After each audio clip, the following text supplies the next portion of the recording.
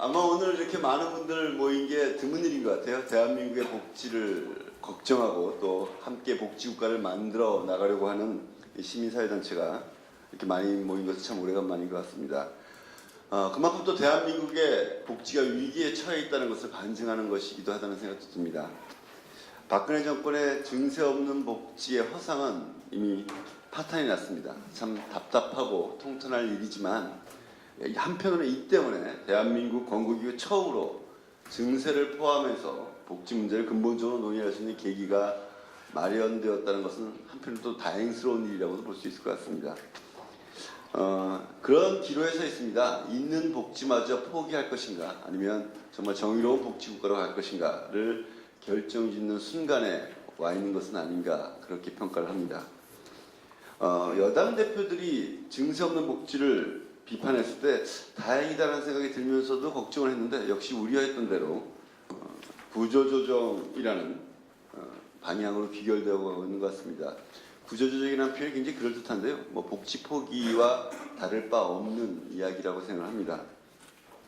현재 수준을 유지하자는 것도 세계 유례 없는 저출산 고령화의 우리나라의 실정에서 볼 때는 복지 후퇴로 귀결될 수밖에 없다는 것이 저희들의 판단입니다.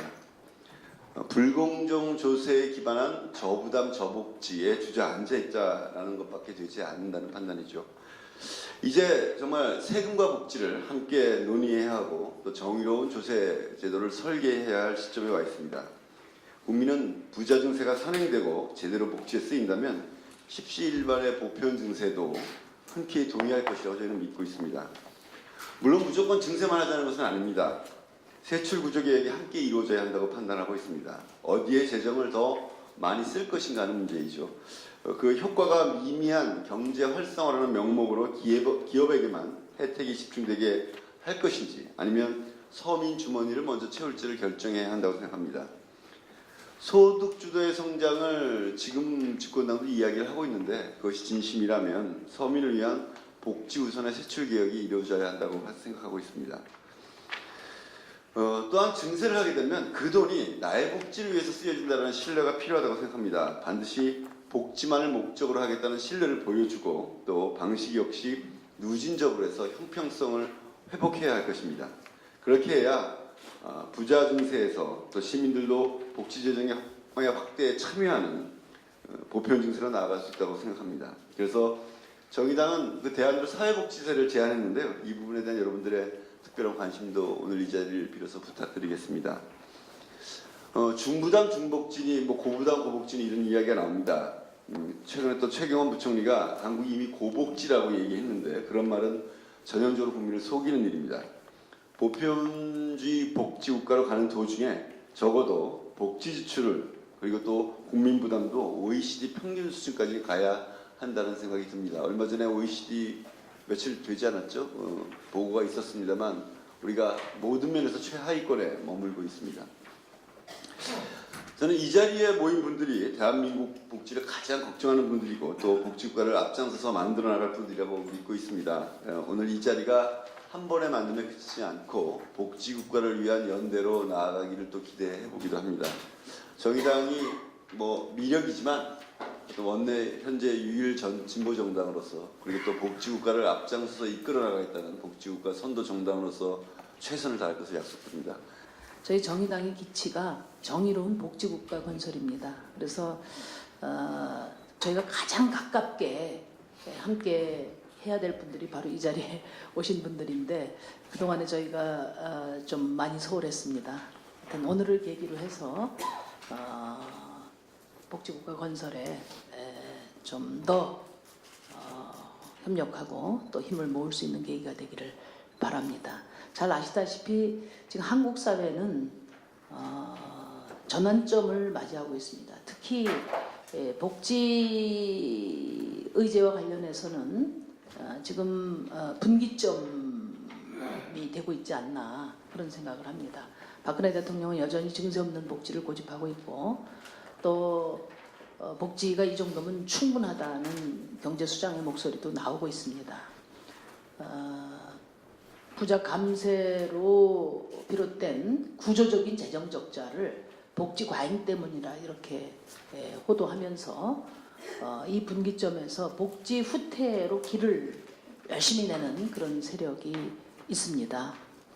그러나 또 한편 이제는 이제 복지와 조세 문제는 더 이상 양당 체제의 그 테이블에서 그렇게 물건 세일하듯이 이렇게 다뤄지는 문제 아니다. 이제 사회 공론화돼야 되고 복지를 누리고 또 그 부담을 해야 될 국민들 속의 공감대를 통해서 정책이 수립돼야 된다는 그런 목소리가 힘을 얻어가고 있습니다. 이럴 때일수록 그동안의 복지를 위해서 헌신해온 복지 세력이 좀 더 큰 역할을 해야 되지 않나. 그래서 저희가 오늘 이 자리를 마련하게 됐다는 점 말씀드리고요. 우선 복지에 대해서 각 부문별로 또 활동하신 그런 단체들도 많이 계시고 또 대한민국의 복지 전략과 관련해서 그동안에 의견을 내고 실천해 오신 그런 단체도 많이 계신데 우리가 한편으로는 반복지 세력에 대항하고 또 한편 앞으로 예정돼 있는 국민 대토론회를 함께 대비하는 차원에서 그동안에 분산된 논의 또 각 복지 주체들의 어떤 입장들을 크게 하나로 모으는 그런 과정이 절대적으로 필요하지 않나 그런 말씀 드리고요. 또 그걸 바탕으로 해서 국민들과 함께 복지국가로 나갈 수 있는 그런 공동 실천도 좀 더 체계적으로 이루어지기를 기대하는 마음입니다. 그 과정에서 저희 정의당이 최대한 협력할 것은 협력하고 연대할 것은 연대하고 또 저희가 심부름해야 될 것은 열심히 심부름을 하겠다는 그런 말씀을 드립니다. 감사합니다. 저희가 지난 총선이 대선 국면에서 보편적 복지와 관련된 부분이 어느 정도 담론을 넘어서 사회적 의제로 채택되어지는 과정을 이렇게 겪었는데요. 그 과정에서 저희가 항상 의문을 갖고 있었던 문제의식을 갖고 있었던 부분이 뭐냐면 우리나라의 공공재정 사이즈가 과연 복지국가 모델로 이행할 수 있는 준비가 되어 있느냐에 관한 부분이었습니다. 그러니까 우리가 지금 복지냐 증세냐 이 논의를 하기 전에 우리가 어디에 갇혀 있는지 보수적인 프레임에 갇혀 있는 부분을 깨지 못한 상태에서 그 부분에 대해서 문제 제기를 하지 못한 상태에서 이게 과연 가능하냐? 예를 들면 OECD 일반의 공공재정 사이즈가 지금 50%를 GDP 대비 50%를 넘나들고 있거든요. 그런데 우리 재정 사이즈가 지금 30% 정도 내외됩니다. OECD 최하위를 면하기 어려운 거예요. 이게 무슨 얘기냐면 우리가 그만큼 걷어들일 거를 걷어들이지 않고 경찰국가 수준의 재정을 유지하고 있는 겁니다. 최소한의 것을 유지한다. 그러니까 잔여적인 것 외에는 할 의지가 없는 국가 시스템을 갖고서 우리가 복지를 하겠다고 지금 달려들고 있는 형국이다라는 부분들을 굉장히 문제의식이 굉장히 강했고요. 이 부분에 관한 문제를 어떻게 볼 것인가. 그러니까 우리나라 국민들의 일반적인 정서가 굉장히 세금에 대해서 부정적인 의식을 형성하는데 보수는 성공한 것 같아요. 지난 수십 년간 이 성공한 이 프레임을 어떻게 깰 것인가에 관한 부분인데 그를 위해서 여하튼 파퓰리즘은 어떻든 간에 무상보육이란 부분들이 제도화됐고 무상급식은 그 궤를 좀 달리합니다만 무상급식, 무상보육, 기초연금이 여튼 간에 제도에 여러 가지 문제점들이 많이 있음에도 불구하고 복지가 결코 부정적이지 않고 국민들 일반들한테 긍정적인 무엇이다라는 것들을 보여줄 수 있는 굉장히 중요한 실험들이 법 제도화돼서 이제 되고 있단 말이죠. 그러니까 불가역적인 상황이 몇 가지 제도가 지금 채택되어 있고 그게 재정적인 수요를 압박을 하고 있는 재정적인 필요를 압박하고 있는 그런 상황이라는 것은 우리가 이제 공공재정 사이즈를 늘리는 데 있어서 굉장히 긍정적인 그런 기반을 형성한 거 아니냐라고 저는 개인적으로 판단하고 있고요. 그래서 그러면서 이제 일반 국민 정서가 증세 없는 복지가 얼마나 허구적이고 거의 그 치트에 불과한 것인지를 이제 깨닫기 시작하는 단계를 이제 접어든 것 같고요. 그래서 세원을 확대한다든지 재정지출 구조 개편 정도로 가지고 이루어질 수 있는 것이 아니고 이거는 재정 사이즈 자체를 키워야 된다는 보이지 않는 그런 의식이 지금 형성되어지고 있는 단계인 것 같아서 그 부분에 관해서는 우리가 그 보편 복지를 위한 증세와 관련된 기반이 확대되고 있다라고 볼 거예요. 그거의 저변에 깔린 건 연말 정산에 관련된 사회적 갈등하고 보험료 부과 체계 개편과 관련된 일반 국민들이 현재의 정서들이 그 밑바닥에 깔려 있는 것은 뭐냐면 왜 내 걸 더 많이 가져가느냐보다는 상대적으로 왜 가진 사람들이 부담 능력에 맞는 부담을 하지 않느냐에 대한 조세 정의에 대한 정의감의 반로들이 지금 본격적으로 이제 표출되고 있는 것 같습니다. 근데 이런 부분들을 우리가 어떻게 그 구조하고 운동으로 연결시켜서 실천할 수 있을 것인가에 관한 것들이 이제 본격적으로 실천적으로 이제 논의돼야 될 그런 단계가 아닌가. 그 정도만 먼저 말씀드리겠습니다. 이상입니다. 우선 저 큰 프레임에 대해서 저는 뭐 그 정세를 출발점으로 해가지고는 별로 그렇게 성공하지 못할 수 있다 이렇게 생각을 합니다. 그보다는 기본적으로 이 지금 프레임이 성장이냐 복지냐 또는 뭐 낙수이론이 어떠니 뭐 이런 이야기를 하잖아요.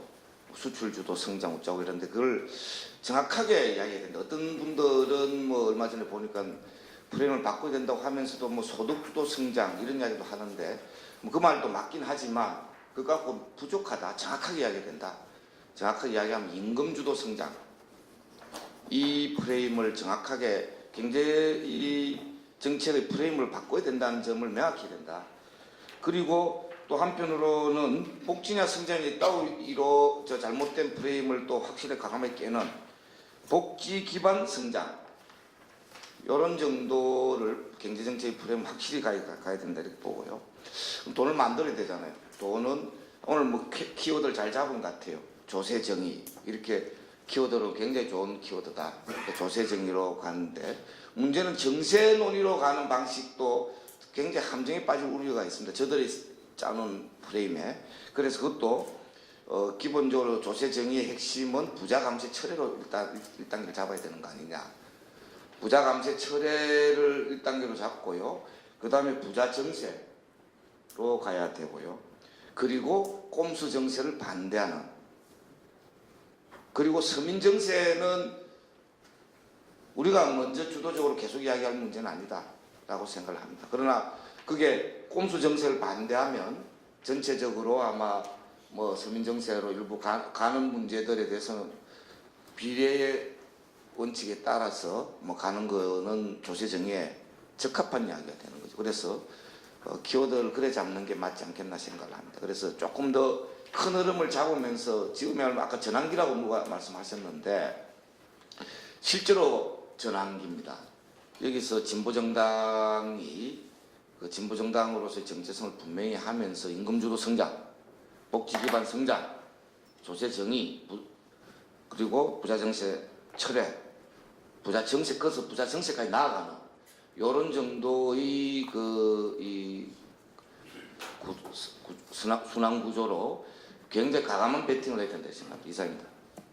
세금이 어떠한 의미를 갖고 있는지에 대해서 먼저 이제 얘기가 되어야 되고 그거에 대한 합의가 있어야 된다고 생각합니다. 예를 들면 세금이 과거 300년, 200년, 100년 이때 세금의 성격하고 지금 복지국가, 그러니까 유럽 선진국에서의 인정되어진 사회적으로 인정되어진 세금의 성격하고는 많은 차이가 있는데 우리나라에서 이제 보수 세력이든 나름 이제 진보 세력에서도 그 세금에 대한 의미가 다소 이제 오래된 의미, 국민으로부터 무언가 이제 착취하거나 빼앗는 의미의 세금을 주로 머릿속에 떠올리는 것 같아요. 그러니까 일반적으로 국민들도 나름 그 의미에 대한 인식이 또 강한 부분이 있고, 근데 복지국가에서의 세금은 그러한 의미가 아니라 소위 말하는 공동부담의 재원의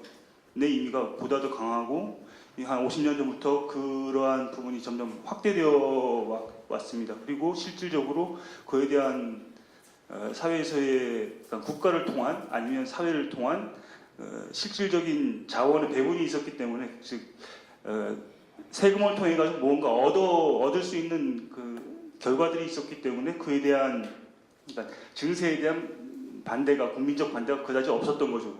그러니까 이러한 어떤 맥락을 잡아서 세금에 대한 그 의미를 좀 새롭게 주장할 수 있는 그러한 부분들이 이제 있어야 되는 것 같고요.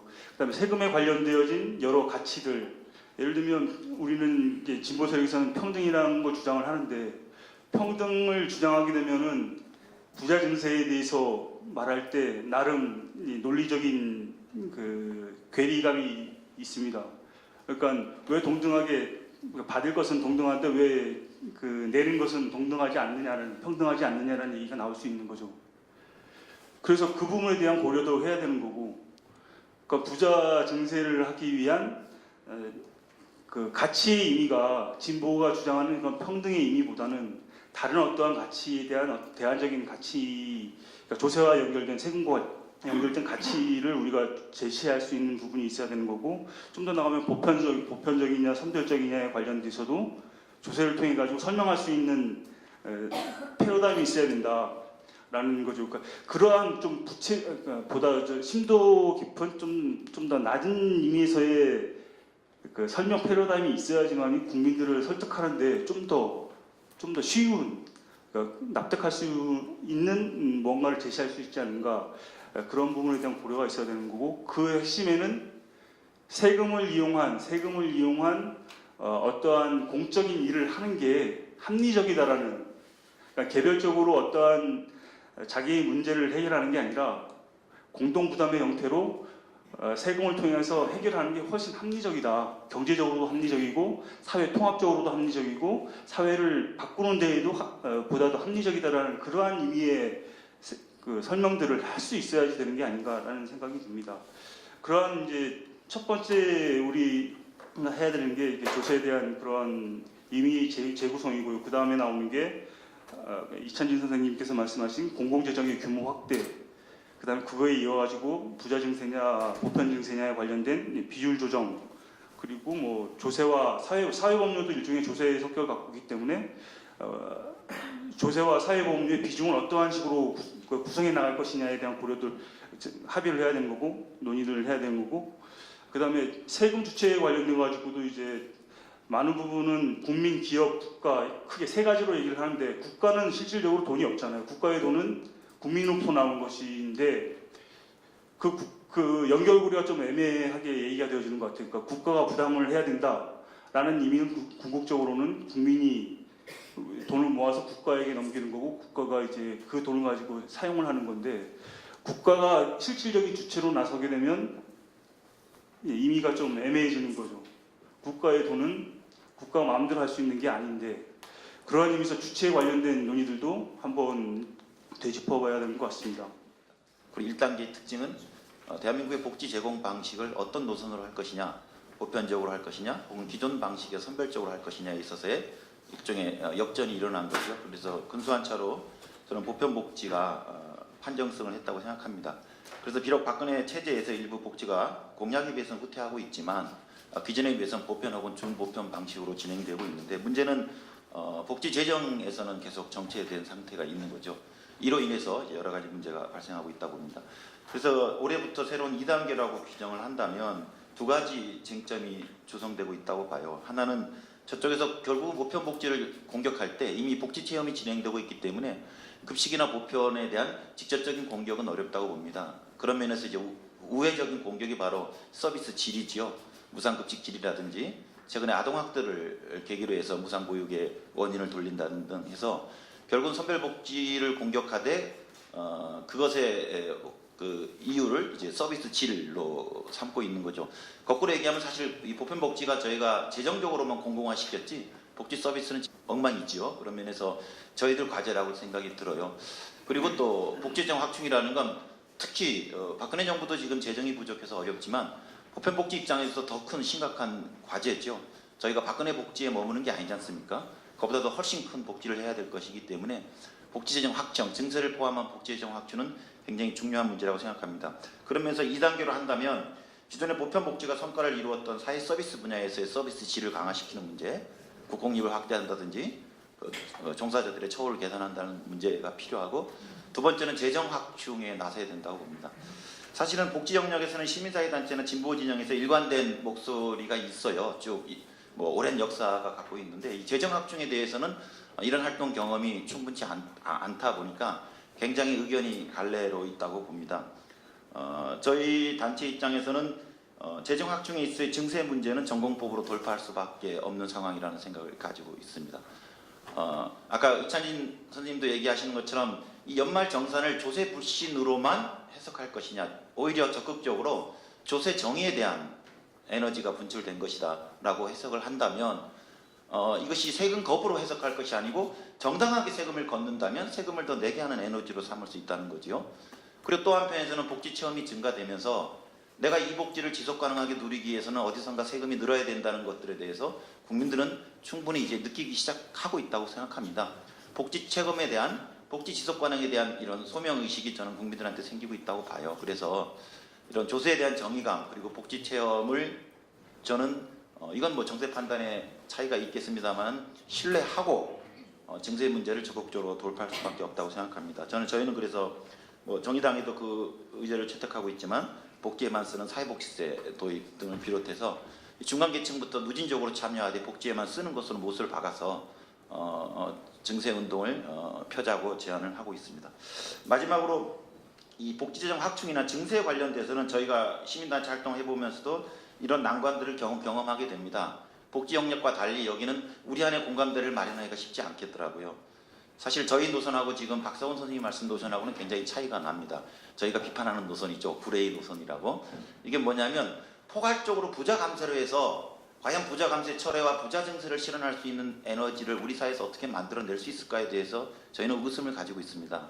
지난 5년 동안 부자 감세 철회를 외쳤는데도 불구하고 이루어지지 않는 이유는 우리의 노선이 틀린 게 아니고 부자 감세를 할 수 있는 사회적 에너지를 만들지 못했기 때문이고, 사실은 그게 원내 공방으로만 멈췄기 때문이고 시민사회 선언과 기재회견으로만 멈췄기 때문이라 생각합니다. 그런 면에서 시민들의 조세 정의, 그리고 복지 체험을 통한 책임감, 이걸 믿고 이들과 같이 합심해서 새로운 에너지를 만드는 이런 복지 증세 운동이 필요하지 않을까 그런 생각을 하고 있습니다. 그런데 안타깝게도 이거에 대한 전체적 합의를 이기가 저는 쉽지는 않을 것 같아요. 하지만 복지 재정을 어떻게 확충할지에 대해서는 이미 저쪽에서 증세 문제를 치고 가고 있는 상황이기 때문에 사실 그리 계속 논의만 할 수 있는 여유는 없다고 생각합니다. 저는 앞으로 이 테이블이 좀 논의된다면 두 가지 판단은 빨리 해야 돼요.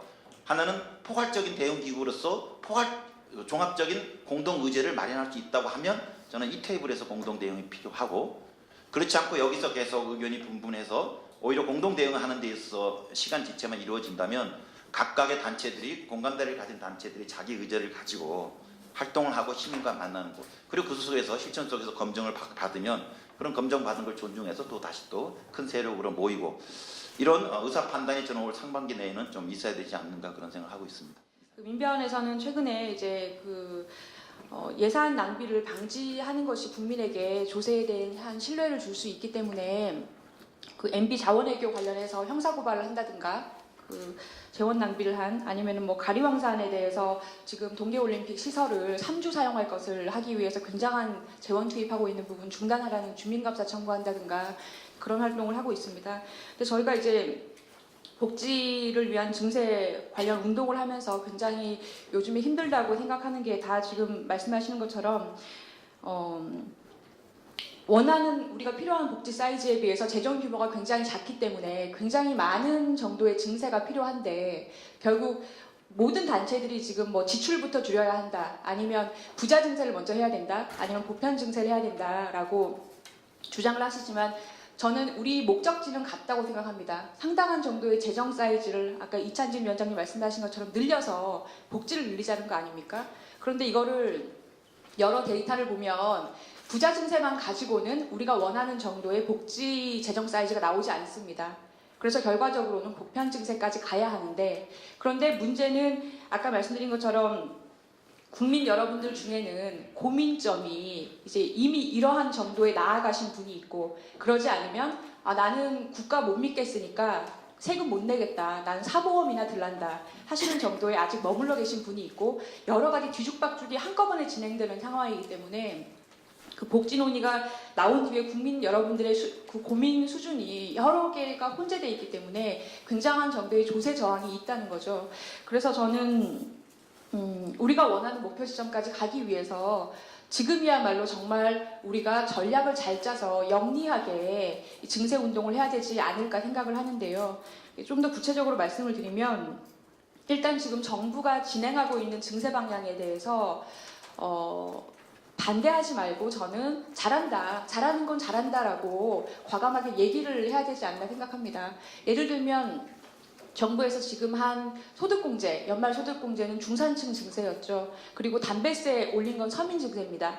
하지만 우리가 나중에 걔도 어차피 다 해야 되는 그런 세입 조정이었고요. 어차피 언젠간 해야 되는 개혁이라는 거죠. 그래서 우리가 나서서 담배세를 올리자라고 주장을 할 필요는 없다 해도 정부가 이왕에 하고 있는 세입 증대에 대해서는 그 너무 명분이나 명목상 경직돼서 이거는 서민 나오면 바로 막아야 된다 이렇게 할 필요가 없지 않나라는 겁니다. 잘하는 건 잘한다고 말을 과감하게 해주고, 그리고 플러스 알파로 국민들께서 굉장히 이제 불만을 당연히 가질 수밖에 없는 조세정의 부분을 지금 얘기할 때가 아닌가 합니다. 즉 지금 정부가 하고 있는 이 서민 증세와 중산층 증세가 마중물이 돼서 이 부자 증세, 대기업 증세, 가계보다 많은 돈을 가지고 있는 법인세 증세, 그리고 근로소득보다 굉장히 많이 벌면서도 과세되지 않는 자본이득 과세, 그리고 세 번째로 반칙 출발을 하게 만드는 상증세, 상속세, 증여세, 과세, 이 세 가지를 우리 주장을 하면서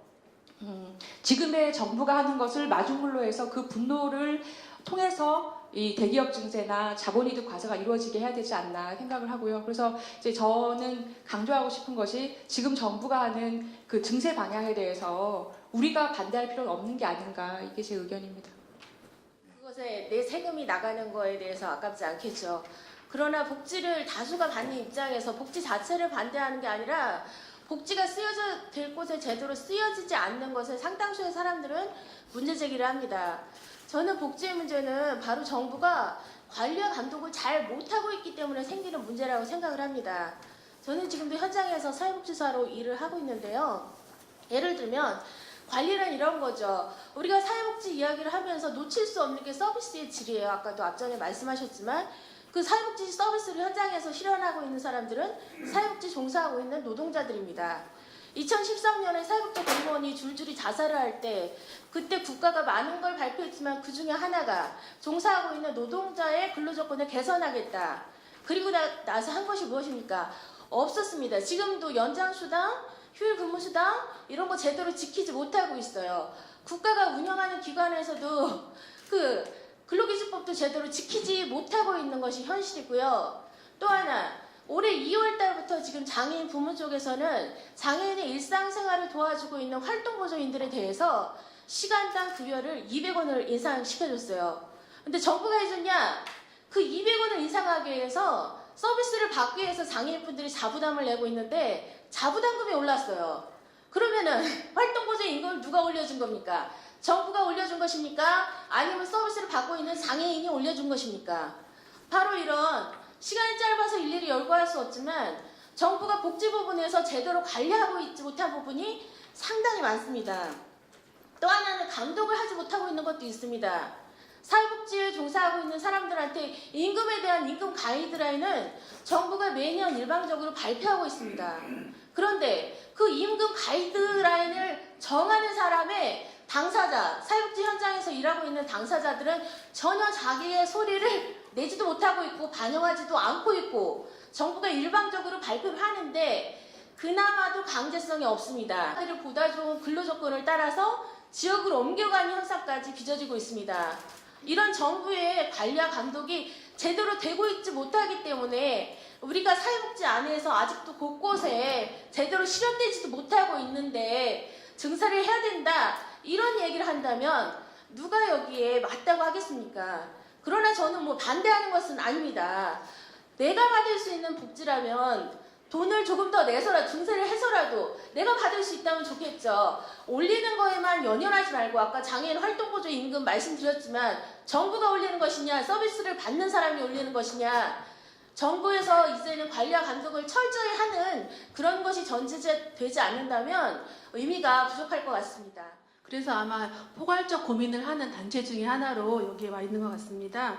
그래서 저희들은 이제 이걸 하기 위해서 좀 일반 시민들 대다수인 조합원들이 좀 함께 할 수 있는 좀 활동들을 만들어 나가고자 하고 그러한 정보들을 좀 얻기 여기 참여를 했고요.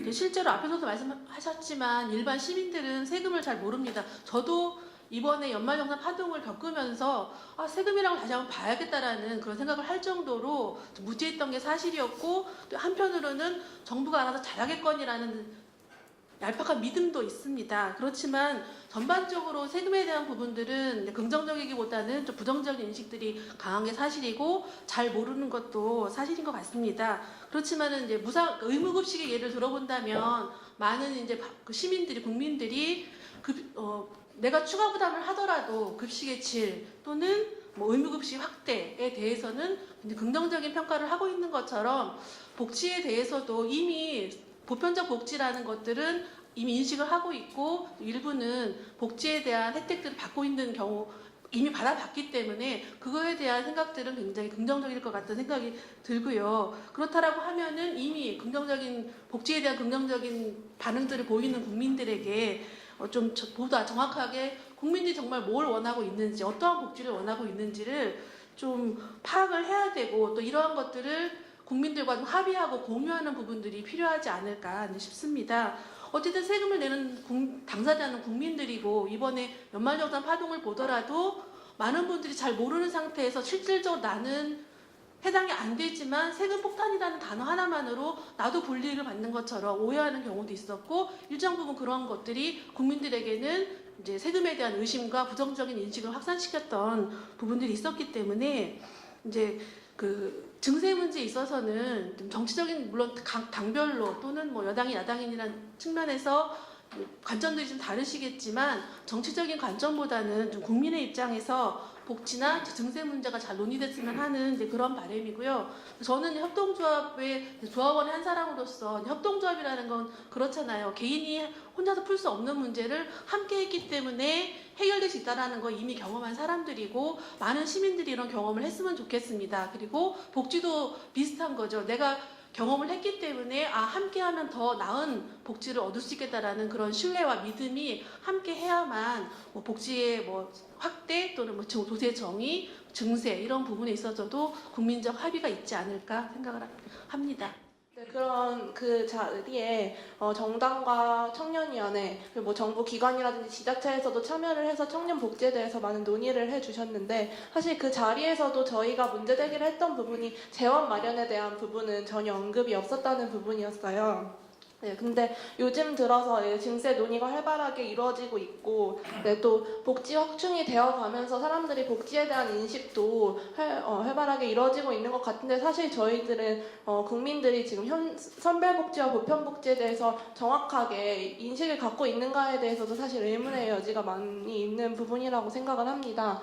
일단 보편복지라고 했을 때는 그냥 퍼주는 복지, 무상으로 제공하는 복지 이런 식의 접근이 가장 많이 되고 있는 것 같고 사실 권리 차원에서 접근이 이루어져야 함에도 불구하고 복지가 권리다라는 인식은 아직 우리 사회에 좀 확실하게 그렇게 자리 잡고 있는 것 같지는 않습니다. 더군다나 또 이제 사각지대라고 하면서 복지 사각지대가 발생하고 어려운 사람들도 복지 혜택을 제대로 받지 못하고 있는데 이런 것들을 보편적으로 확장하면서 재원 마련 문제도 불거지고 있고 또 이 가운데 서민들이 증세에 참여를 해야 되는데 지금 당장 나의 삶이 어렵고 또 증세로 나아가기까지는 아직 좀 저항이 강한 것이 아닌가라는 생각이 듭니다. 그런 측면에서 또 보수 쪽 정당이라든지 이제 보수 진영에서는 다시 선별복지로 가야 하는 것 아니냐라고 하면서 이제 후퇴 움직임까지 보이는 거라고 저희는 생각을 하는데요.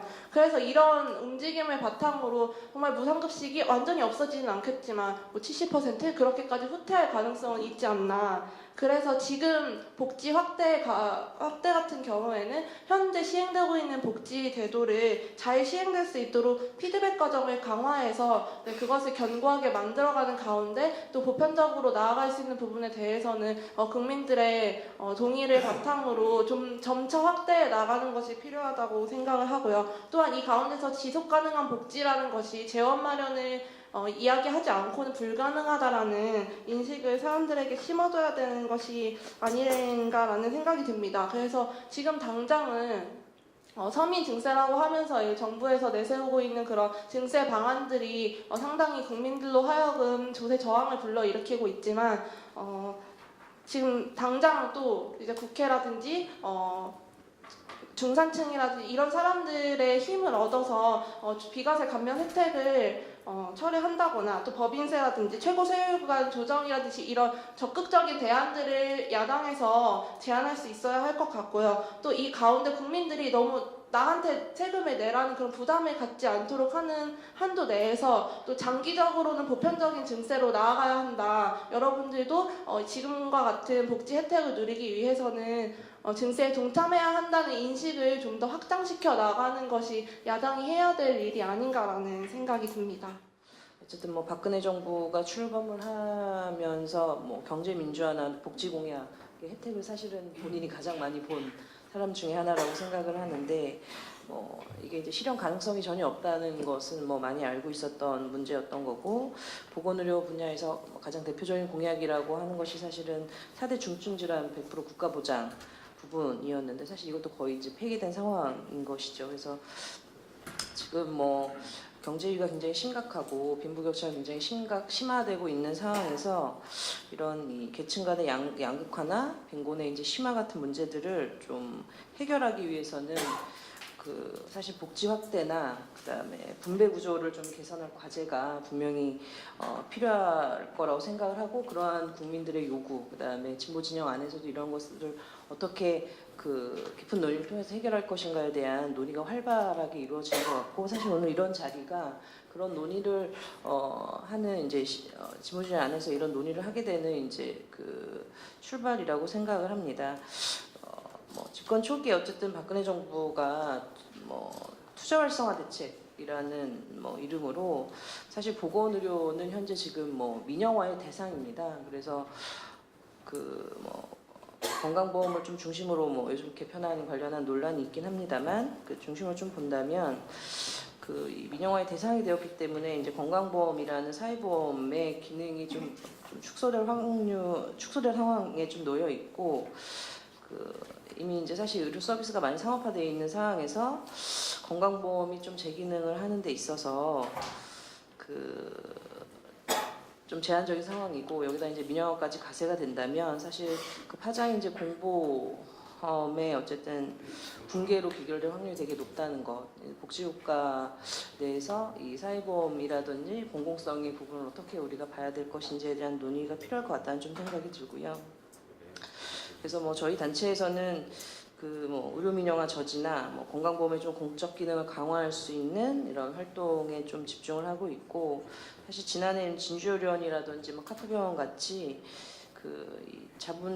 자본에 있었던 요구나 정치적 이해관계들 때문에 이런 공공성이 굉장히 의료 부분에서 무너지고 있는 거에 대해서는 좀 정의당을 비롯해서 이 정치나 진보 진영 안에서 좀 이 최악의 사태를 좀 막아야 되는 그런 역할들이 좀 필요할 것 같다는 좀 생각이 들고 저소득층 관련해서도 기초생활보장제도가 올해 이제 통과가 됐습니다만 사실 박근혜 정부의 비정상화의 정상화 이제 첫 번째 사실 과제가 복지 보정수급을 색출하겠다는 것이었는데 이건 이제 복지 자체를 사실 범죄화하는 영역에 들어가는 거 아닌가 이렇게 범죄화하고 좀 도덕적으로 이들을 공격하는 부분에 대해서도 저희가 이데올로기적으로 좀 방어를 해야 될 필요가 있을 것 같다는 좀 생각이 들고요. 어쨌든 이런 국가가 책임을 점점 축소하려고 하고 공공성을 파괴하려고 하는 부분에 있어서 좀 적극적인 저지를 할 수 있는 운동이 좀 필요할 것 같고 결국은 주체는 지역이나 당사자를 좀 근간으로 하는 동력들이 굉장히 중요하지 않겠나라는 생각이 들고요. 마지막으로 한 가지만 더 말씀드리면 진짜 복지를 늘리려면 우리가 어떻게 해야 되는 거냐. 라는 거는 사실 뭐 의견이 좀 분분합니다만 저는 기본적으로 좀 불공평한 조세제도 자체에 좀 칼을 대야 될 필요가 있을 것 같고 서민들에게 좀 고통을 전가하려는 부분에 대해서는 좀 맞설 필요가 있다. 뭐 4대 보험이나 사회보장세에서 좀 기업주들이 부담하는 비율을 사실 OECD 좀 수준으로 좀 높이고 상위 1% 소득세율이나 그다음에 초대형 기업들의 법인세 등의 문제들도 실제로 이제 그 세율을 좀 올려야 이런 우리가 이야기하는 뭐 복지 확대나 조세 정의를 좀 실현할 수 있는데 가까운 길로 가는 길이 아닐까라는 생각이 듭니다. 감사합니다. 저희는 뭐 이렇게 증세 이런 얘기 관심보다 현재 그러니까 이런데 지금 이렇게 관심이라기보다 이렇게 고민할 여력이 좀 없는 상황이고요. 왜냐하면 현재 그 장애인들 또 지금 현재 저희가 광화문에서 906일 동안 6일차 오늘로 농성을 하고 있습니다. 장애 등급제 폐지, 부양 의무제 폐지 관련해서. 근데 이러한 문제들이 기존에 뭐 예산이 없어서 뭐 이런 이유가 아니라 기존에 있는 예산조차도 장애인들에게 또는 수급자들에게 최저 생활에 처지에 놓일 수밖에 없는 사람들에게 배분되지 않은 문제 이런 것들에 대한 좀 고민들이 더 많이 있고요. 아까 우리 사회복지 쪽에서 얘기도 해주셨는데 이런 복지 문제를 도덕적 해이라는 문제로 이제 치환을 하면서 이제 이 사람들을 저희들을 이제 이 복지 사각지대로 내쫓고 있는 현실을 이제 말씀드리고 싶고요. 그 아까 예를 들었듯이 그 장애인들이 활동보조 서비스 받는데 최대 23만 원이라는 자기 부담금을 내야 됩니다. 현재 장애인들의 소득 수준 자체가 최저임금도 받지 못하는 또 취업률이 10%도 안 되는 장애인들이 과연 23만 원이라는 자부담을 낼 수 있는지 이런 것들이 있고 또 그 이동권 관련해서 예산이 원래 41.5% 저상버스 41.5%에 대한 예산이 확정돼 있었습니다. 확정돼 있고 2016년까지 41.5%를 도입을 해야 됨에도 불구하고 현재 16.4%가 도입되어 있습니다. 이런 예산의 그 분배 문제를 저희들은 좀 고민을 하고 있고요. 증세에 대한 이런 논의들이 과연 요 나중에 어떻게 쓰여지는지 이런 논의들이 좀 같이 이루어졌으면 좋겠다는 바람입니다.